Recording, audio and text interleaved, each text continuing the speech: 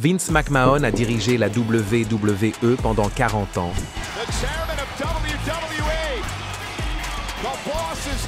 Jusqu'à ce que les allégations d'argent occulte de 2022 over an alleged affair with a former employee who was then supposedly paid $3 million to stay quiet apparaissent et qu'il se retire de son rôle de PDG de la société. Des rumeurs circulaient à son sujet depuis des années, mais tant qu'il dirigeait le navire, personne n'osait parler publiquement de lui en mal. Mais les choses ont changé dès le départ de Vince. De nombreux catcheurs de la WWE ont fait des déclarations publiques choquantes sur leur ancien patron. Plus récemment, c'était au tour de notre Tribal Chief, Roman Reigns, de dire ce qu'il pensait. Mais tout d'abord, revenons sur la chronologie des événements. Janelle Grant a rencontré Vince McMahon en mars 2019, pendant une période de perte personnelle et d'instabilité financière. Selon les documents judiciaires, Vince s'est présenté comme un bienfaiteur, lui promettant un nouveau départ avec un emploi potentiel à la WWE. En juin, Janelle a commencé à travailler à la WWE à un poste de débutant, bien qu'elle ait allégué plus tard que cet emploi était assorti de conditions d'exploitation. La situation se serait détériorée un an plus tard, lorsque, selon la plainte de Janelle Grant, Vince a partagé des photos et des vidéos explicites d'elle avec d'autres hommes, y compris des membres de l'équipe de production télévisuelle de la WWE et un ancien champion des poids lourds de l'UFC, qui, selon la rumeur, serait Brock Lesnar. En juin 2021, Madame Grant affirme que Vince et John Laurinaitis, alors cadre de la WWE, l'ont agressé sexuellement dans le bureau de Laurinaitis, au siège de la WWE. En janvier 2022, Vince aurait fait pression sur elle pour qu'elle signe un accord de confidentialité afin de s'assurer de son silence. Même après son départ de la WWE, Vince aurait continué à l'exploiter, notamment en essayant de la faire passer pour une superstar de la WWE.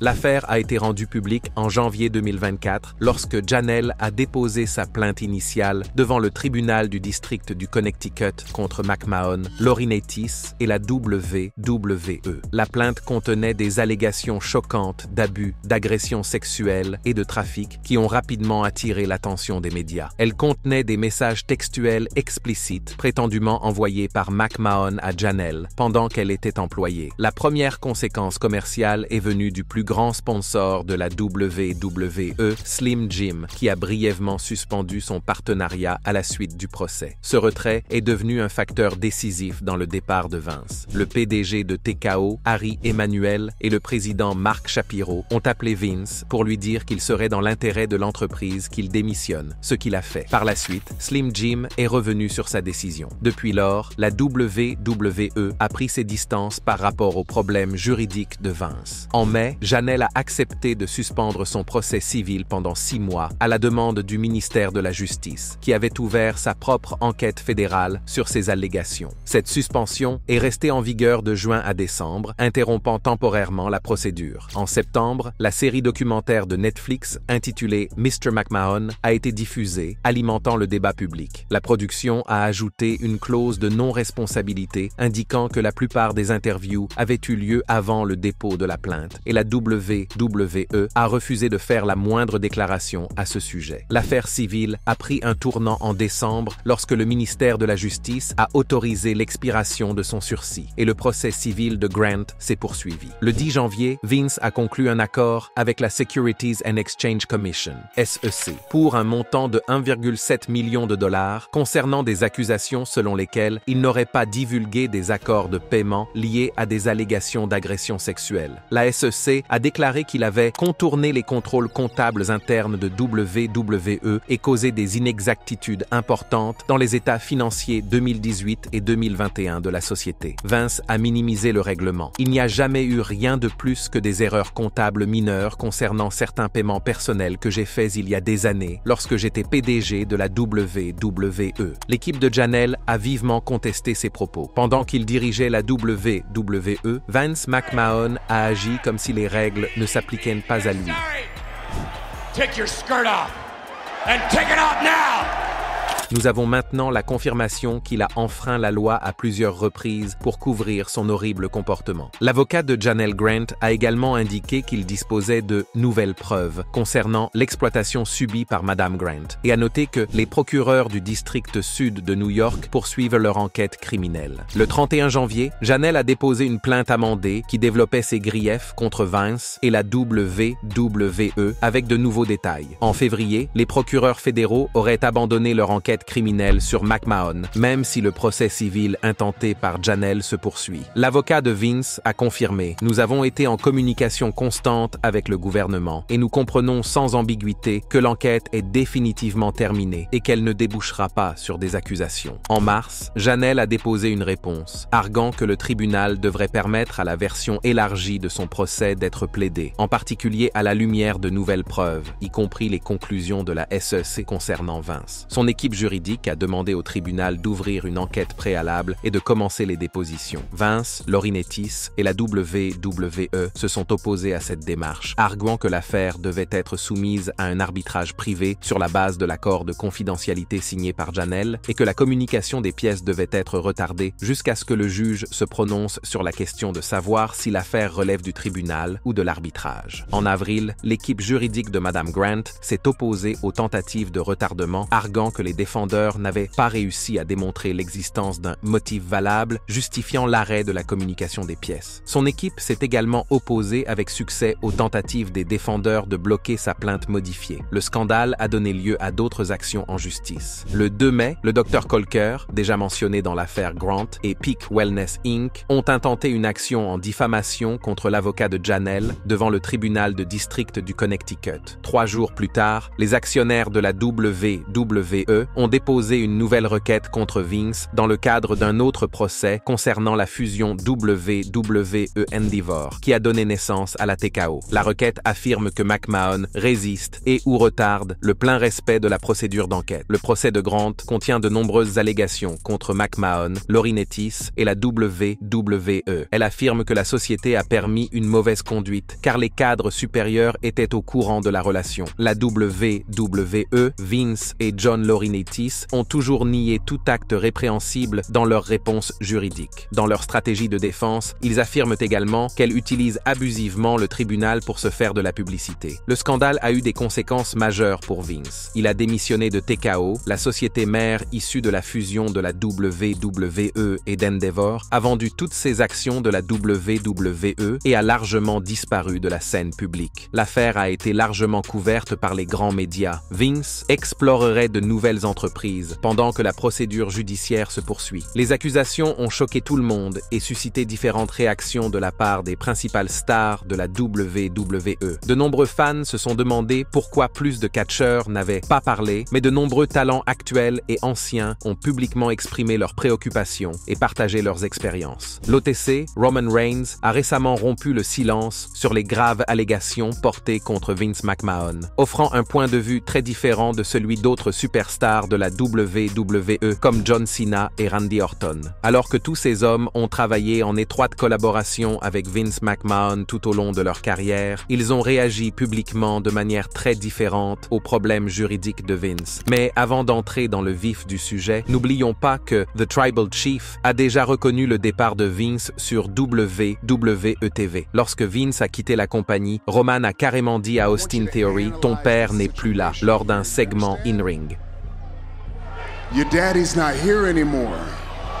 Bien sûr, c'était son personnage qui s'exprimait, mais en avril, Roman a parlé franchement de la situation lors d'une longue interview avec Vanity Fair. Il s'agissait de sa première déclaration publique sur le sujet, alors qu'il se préparait pour son 10e main event historique à WrestleMania. Le chef de table a qualifié les allégations contre Vince McMahon d'embarrassantes et les a qualifiées de tâches sur la WWE. Contrairement à certains catcheurs qui ont souligné leur appréciation personnelle et leur gratitude envers Vince, Roman s'est principalement concentré concentré sur l'expression de son empathie pour Janelle Grant, l'ancienne employée de la WWE qui a intenté le procès contre Vince au début de l'année 2024. Selon lui, il faut qu'elle vive. Elle doit vivre avec toutes ces situations qui se sont produites et j'espère qu'elle est dans un endroit où elle se sent à l'aise et en sécurité. C'est embarrassant. C'est une chose dont on ne veut pas entendre parler. Vous ne voulez pas que votre famille en entende parler. Roman Reigns a été mesuré, empathique et s'est concentré sur la tâche laissée sur l'entreprise qu'il aime et dans laquelle il a grandi en tant que membre de la famille Anoa'i. Il a eu un discours professionnel, positif et fort. Il avait une relation professionnelle et personnelle forte et positive avec Vince avant cela. Par le passé, il l'a qualifiée de respectueuse et a affirmé que tous les McMahon sont des gens formidables. Il a également déclaré que Vince ne lui avait jamais fait de mal et qu'il attribuait une grande partie de son succès au soutien et à la confiance que McMahon lui avait accordé. Il a reconnu que Vince était un pourvoyeur et un protecteur qui prenait soin des talents et a exprimé sa gratitude pour les opportunités qu'il lui a offertes tout au long de sa carrière. Il ne faut pas oublier qu'avant que Roman ne devienne un méchant et ne s'allie à Paul Heyman à l'écran, il était la plus grande star de la WWE, fortement poussé par Vince. Il a été la tête d'affiche de plusieurs WrestleMania en tant que nouveau visage de la compagnie. Cette promotion s'est poursuivie pendant des années, malgré les réactions mitigées des fans, soulignant la foi que Vince avait en Roman. Vince a d'ailleurs contacté Roman l'année dernière pour lui souhaiter un joyeux anniversaire, mais le Tribal Chief a souligné que McMahon avait pris ses distances avec la WWE depuis qu'il avait démissionné. L'interview de Vanity Fair a eu lieu alors que Roman se préparait pour WrestleMania 41 où il a disputé un match triple menace contre CM Punk et Seth Rollins dans le main event de la première soirée. Ce dernier et sa femme Becky Lynch, deux des plus grandes stars de la compagnie, ont également abordé publiquement le scandale, offrant des perspectives nuancées qui témoignent de leur loyauté mais aussi de leur condamnation. Seth Rollins a condamné à plusieurs reprises les allégations tout en reconnaissant le décalage entre ses propres expériences avec McMahon et les affirmations troublantes. Ces commentaires sont apparus lors d'événements très médiatisés, notamment lors des apparitions médiatiques de WrestleMania 40 et lors d'interviews avec des médias spécialisés dans le catch. Sa première réaction date de février 2024. Rollins a abordé les allégations lors d'une interview sur CBS Sports Radio, déclarant « C'est horrible, c'est terrible, je déteste ça, c'est une situation dégoûtante ». Dans une interview plus détaillée avec Sean Ross Sapp de Fightful, Rollins a souligné la gravité des accusations. « Je n'aime pas entendre ou lire ce genre de choses. J'espère, si les allégations sont exactes, que toute personne impliquée dans cette affaire aura ce qu'elle mérite. »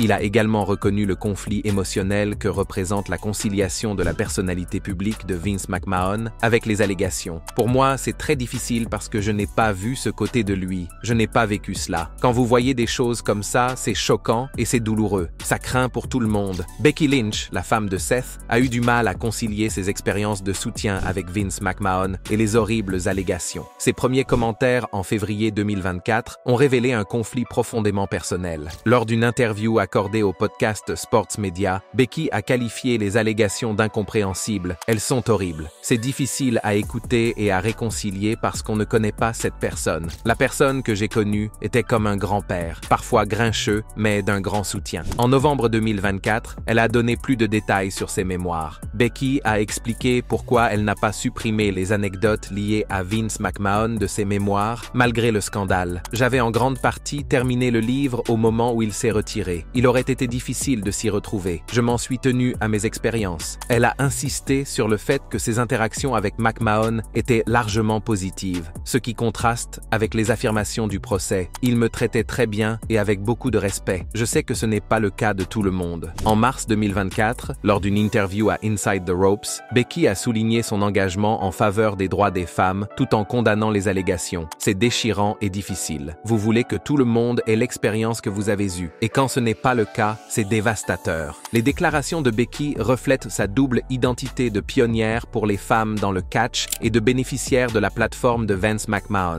En reconnaissant publiquement la gravité des allégations tout en honorant ses expériences personnelles, elle navigue sur un terrain stressant. L'équilibre entre la loyauté envers le bienfaiteur de sa carrière et la solidarité envers les victimes présumées. CM Punk qui a également participé à la première soirée de WrestleMania de cette année avec Roman et Seth, avait déjà dit ce qu'il pensait de la situation l'année dernière. Au plus fort de la semaine de WrestleMania 40, The Second City Saint a donné un aperçu sincère des problèmes juridiques de Vince lors d'une longue interview avec Ariel Helwani. Ses remarques ont attiré l'attention, car il est l'une des plus grandes superstars de la WWE à avoir abordé les allégations contre l'ancien président. CM Punk a participé à l'émission The MMA Hour with Ariel Helwani le 1er avril 2024, pendant la période précédant WrestleMania de l'année dernière. C'était l'une des premières grandes interviews de Punk depuis son retour surprise à la WWE lors des Survivor Series en novembre 2023. Ses commentaires sur la situation juridique de Vince se sont distingués par leur caractère franc, ce qui est tout à fait dans les habitudes de The Best in the World. Lorsqu'on lui a demandé ce qu'il pensait des allégations, Punk n'a pas mâché ses mots. Il n'y a pas de positivité là-dedans. Je n'ai pas lu toutes les allégations. J'ai lu les textos et je me suis dit « Oh, j'emmerde ça. C'est indéfendable. » Punk a exprimé un véritable choc face à l'apparente négligence de Vince McMahon. La première chose qui m'est venue à l'esprit, c'est que je suis choqué de voir à quel point il a été stupide en écrivant des choses et en laissant des traces écrites. C'est horrible. Punk a insisté sur le fait que l'accent devait être mis sur les personnes lésées plutôt que sur sa propre relation avec Vince McMahon. Je pense qu'à ce stade, toute l'énergie devrait être utilisée d'une manière ou d'une autre. Je ne sais même pas si c'est possible, mais pour faire des réparations ou des amendes parce qu'il y a des victimes ici. Ce que je pense de Vince et de notre relation ne veut rien dire. Il a ajouté que sa principale préoccupation était le bien-être des victimes. Je suis plus inquiet de savoir comment, à l'avenir, ces personnes vont survivre après avoir subi tous ces traumatismes. C'est ma plus grande préoccupation. Lorsque Helwani lui a demandé si le catch professionnel se portait mieux sans Vince McMahon, Punk a répondu « À ce stade, comment dire autre chose que oui, le business se porte mieux ». Punk a également donné des détails sur son interaction limitée avec Vince McMahon après le retour de Punk à la WWE.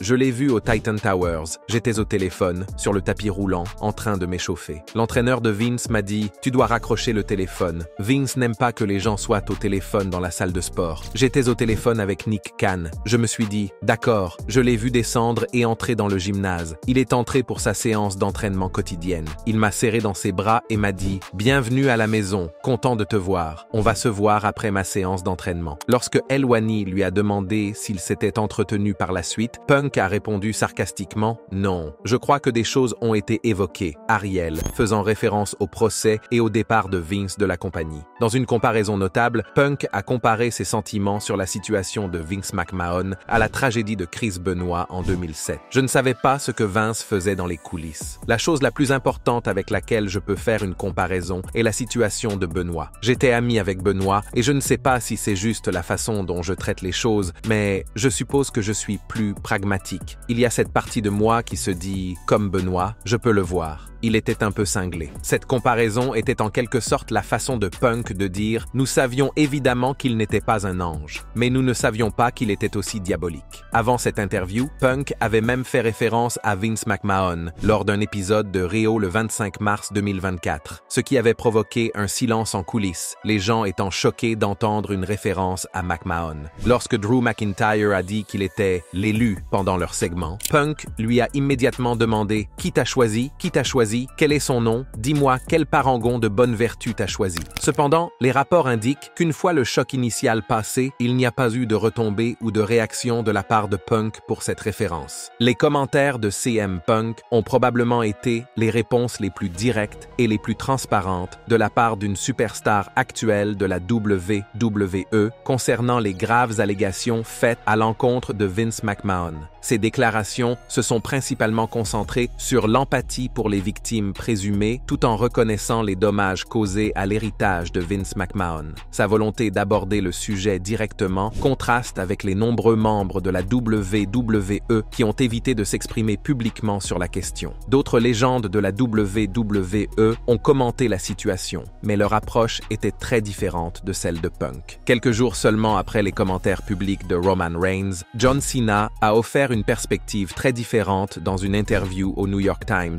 le 19 avril. Les commentaires de Cena sont intervenus alors qu'il se préparait à défier Cody Rhodes pour le titre de champion de la WWE WWE à WrestleMania. Contrairement à la réaction mesurée d'autres personnes qui se sont concentrées sur le bien-être de Janelle Grant, Cena a explicitement déclaré sa loyauté inébranlable envers Vince McMahon. Je me fiche de qui l'entend. J'aime Vince. Je ne minimise pas ce qui doit être décidé ou les allégations de toutes sortes, mais quand j'aime quelqu'un, je l'aime de tout mon cœur. Je sais que les gens vont être en colère à ce sujet, mais ils ne peuvent pas mettre leur valeur sur ma relation avec quelqu'un que j'aime. Les commentaires de Cena ont suscité de nombreuses discussions parmi les fans et les personnalités de l'industrie, avec des réactions mitigées. Certains ont défendu sa loyauté, mais d'autres ont critiqué sa position publique, compte tenu de la gravité des allégations. Il y a un grand contraste entre les déclarations de chaque catcheur de la WWE. Roman Reigns et CM Punk ont centré leurs commentaires sur l'impact des allégations sur Janelle Grant et la WWE, tandis que Cena s'est concentré sur sa relation personnelle avec Vince McMahon. Alors que la plupart des catcheurs ont adopté une approche plus mesurée et empathique, reconnaissant la gravité des allégations, John Cena a adopté une position plus défensive. Mais l'homme qui a bâti sa marque sur l'ardeur, la loyauté et le respect n'a pas été le seul à agir de la sorte. Randy Orton, 14 fois champion du monde et prédateur suprême de la WWE, a également réagi aux allégations formulées à l'encontre de Vince. Orton s'est montré ouvertement émotif et en conflit, déclarant à plusieurs reprises que les allégations blessaient son cœur et le laissaient déchiré en raison de sa longue histoire avec McMahon. Il a remercié Vince McMahon pour sa carrière, déclarant « Je ne serais pas là où je suis sans qu'il ait tenté sa chance avec moi à quelques reprises. Je ne serais pas là où je suis aujourd'hui sans Vince. » Orton a admis qu'il ne voulait pas croire les choses horribles qu'il avait lues, mais il a aussi reconnu que Vince a fait des erreurs terribles si les allégations sont vraies. Il a insisté sur le fait qu'il avait besoin d'en savoir plus avant de porter un jugement définitif. Il y a 3 côtés à chaque histoire. Je pense que beaucoup d'autres choses doivent être révélées avant que je puisse vraiment me prononcer sur tout cela. Dans l'ensemble, Orton s'est montré émotif, en conflit et personnellement blessé. Ses commentaires et sa façon d'aborder la situation sont similaires à ceux de Becky Lynch. Ils étaient tous les deux en proie à une catch interne, et Orton avait l'impression d'avoir une dette personnelle envers Vince, et il avait donc besoin d'en savoir plus avant de juger l'homme qui l'a aidé à devenir ce qu'il est aujourd'hui. Orton estime qu'il doit une grande partie de son succès à Vince. « Je lui dois tout ce qu'il a fait pour moi. Il m'a donné tant d'opportunités. » Orton remercie McMahon d'avoir tenté sa chance au début de sa carrière, même lorsqu'il faisait des conneries, et décrit Vince comme une figure paternelle qui a vu quelque chose de lui-même en Orton. Rappelons qu'au début de sa carrière, Randy Orton a été suspendu 3 fois et qu'il n'était pas forcément la personne avec laquelle il était le plus facile de travailler. Orton a cependant parlé de l'approche dure et parfois antipathique de Vince McMahon, notamment en ce qui concerne l'équilibre entre vie professionnelle et vie privée et le bien-être physique. Par exemple, lorsque Orton, souffrant de problèmes de dos à l'âge de 35 ans, a demandé à réduire son emploi du temps, Vince McMahon a refusé en disant « J'ai besoin de toi dans ces émissions, Randy. Mère Nature nous a tous eus. » Orton a décrit ce moment comme révélant le manque d'intérêt de Vince pour la santé et la vie de famille des catcheurs. Le Legend Killer s'est dit triste de la façon dont Vince a quitté la compagnie, mais a également déclaré qu'il était temps pour lui de passer à autre chose. Louant la nouvelle direction de Triple H et Nick Khan pour leur soutien au talent, c'est bien d'avoir des responsables qui comprennent à quel point il est important pour vous d'être à la maison pour les anniversaires, Thanksgiving et Noël. Il a salué la nouvelle direction pour avoir offert un meilleur équilibre entre vie professionnelle et vie privée. D'anciens talents féminins se sont également exprimés sur la situation. L'ancienne catcheuse de la WWE, Maria Kanellis, a été l'une des premières à s'exprimer après le dépôt du procès de Janelle Grant en janvier 2024. Beaucoup d'entre nous ont vécu ou entendu des rumeurs de différents niveaux de mal pendant des années. Certaines ont essayé de s'exprimer afin de créer une dynamique pour changer la culture de la WWE. Nous avons souvent été traités d'amers ou de fous. D'autres ont été paralysés par la peur. Elle a également exprimé l'espoir que justice soit rendue dans le procès civil. L'ancienne championne de l'UFC et de la WWE, Rowdy Ronda Rousey, a même suggéré que pendant son absence, Vince McMahon avait continué à diriger la société par l'intermédiaire du directeur exécutif de la WWE, Bruce Prichard. que pensez-vous des déclarations de Roman Reigns et d'autres catcheurs de la WWE au sujet des allégations de Vince McMahon? Faites-nous part de vos impressions dans la section des commentaires et avant de partir, n'oubliez pas d'aimer cette vidéo et de vous abonner à Ring Rivals pour ne pas manquer les prochaines.